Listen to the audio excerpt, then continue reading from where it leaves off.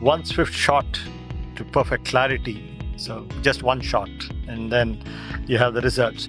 So we wanted to compare it with an established trifocal, because all of you all use trifocals and you know which is the most popular one. So we wanted to compare this lens with an established trifocal and look at the outcomes, the visual and refractive outcomes. So we have the PanOptix lens, which is very popular, which has been there for quite some time, which gives good results. And this full range of vision lens, it's not actually a diffractive trifocal, but it's a full range of varifocal, rotationally asymmetric lens. And we wanted to also look at the axial and rotational stability. So we had 60 eyes in each group, 30 patients, 60 eyes, and these are the results. The FEMTIS is indicated, we use the FEMTIS M+, which is the MF30, and the PanOptix toric. So the results are here, day one. The blue is the FEMTIS and the red is the PanOptix. So when you look at the day one uncorrected distance visual acuity, we found that the FEMTIS M+ performs better with 78% 6/6 or better, whereas the PanOptix was about 53% 6/6 or better on day one. But when you look at 3 months, then the PanOptix comes up. It comes up to about 90% and the FEMTIS is 93%. It's almost similar. This is because when you fix a lens to the capsule, it is very stable. There's not much of change in the effective lens position. Whereas when you put a lens in the bag, there's viscoelastic, there's capsular shrinkage. So with time, there can be some amount of shift, and this can affect the vision. And generally, we look at results at 3 months, but then you want your patients day one to be happy and be able to see everything. So that's where the FEMTIS scores. So if you look at change in the lines of corrected distance visual acuity, both lenses kind of were good. There were no loss of lines in both the lens, and gain of lines was slightly better in the FEMTIS group. This was the accuracy of the spherical equivalent to intended target at 3 months. So you can see that with the FEMTIS group, 100% had within plus or minus half a diopter, versus the PanOptix, which is 98.3. Even this is pretty good, 98.3. But with the FEMTIS, again, the effective lens position is fixed. So the biggest elephant in the room when it comes to biometry is effective lens position. The anterior capsule does not move much. So when you fix it to the anterior capsule, you know that you are measuring and what you want to place, the area where you place the lens, it's not going to move. Whereas when you put it in the bag, there can be about surprises. So that's the difference. If you look at the refractive astigmatism, again, with the FEMTIS group, we use the FEMTIS toric and the PanOptix toric. With FEMTIS toric, less than half diopter in 98.3%, and the PanOptix was 95. Even 95% is good, but 98.3 is pretty good, because again, this is a toric lens which you're going to fix to the capsulotomy. Once it's fixed, there's no way it's going to rotate. So if you fix it on table, it's going to remain like that post-op and indefinitely. Unlike the other lenses, within the first 24 to 48 hours, you can have some amount of shift. So that's why the refractive accuracy is superb with this lens. Then this is the cumulative near visual acuity. Again, N6, 98% versus 95%. So even the near visual acuity is kind of similar with both groups. N5, 32%, which is slightly better. So this is the intermediate visual acuity. So when you look at the distance corrected visual acuity with the FEMTIS is 98%, 6/12 better. PanOptix is 97%. Very similar performance for the intermediate vision.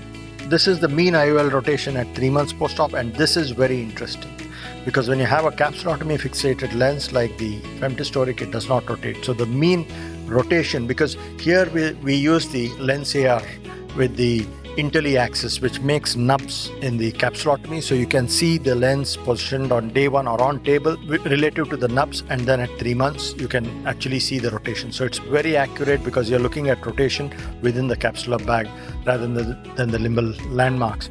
And with the FEMTIS M+, it was 2 degrees, and the PanOptix is almost 4 degrees, almost double the rotation. 4 degrees also is acceptable. It's pretty good. So it's pretty stable lens. But when it comes to capsulotomy fixated, there's no other lens that beats it. 2 degrees is like superb. So that's why you have such a good astigmatic correction. This is the defocus curve. So when you look at the defocus curve, both the lenses are kind of similar. They give you from plus 0.5 to almost minus 2.5, logmar 0.2. So you have a fairly good defocus curve, and you can see that the FEMTIS performs better for distance vision. The visual acuity is slightly better than the PanOptix. For intermediate, it's kind of similar. This is the contrast sensitivity. Again, the contrast sensitivity, the FEMTIS scores better than the PanOptix. This is because it does not have diffractive optics. There's no light loss. So you expect the contrast to be better, and that's why, like my previous speakers showed, the patient satisfaction, especially with night vision. That's because the contrast is much better. No light loss in this lens. This is the patient's questionnaire. We ask them leading questions. Spectacle independence is similar in both groups, 93% in the FEMTIS, 90% in the PanOptix.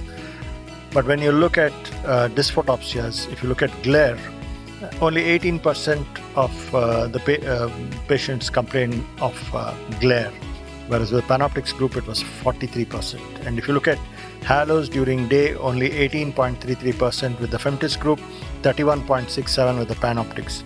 And halos at night, there's a significant difference, 19% with the FEMTIS and 41.67% with the PanOptix. So significantly less dysphotopsia.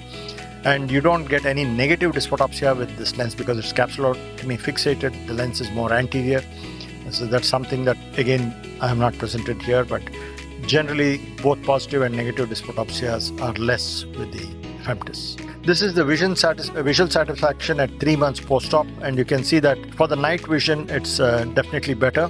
This is a score out of 10 with the FEMTIS. Far vision, distance vision is kind of similar.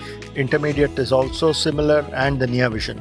So patients generally feel that the night vision is much better with the FEMTIS M+. So to conclude, both lenses performed well, but the FEMTIS M+ scored in terms of stability of refraction, rotational stability, refractive astigmatic correction, and dysphotopsias. So thank you very much, and I would like to invite you for our London Vision Clinic course in Bangalore. LOVC is coming to Bangalore with Dan Reinstein and his team, and the next year's APACRS is in Thailand, so I hope to see you all there again.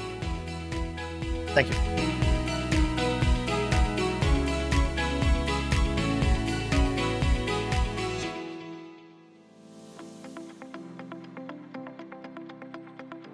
Patient expectation is very important. What they expect of the surgery, the lifestyle and activities. You have patients who drive actively at night, who want very good contrast, and they want a lens that gives them the least amount of dysphotopsia.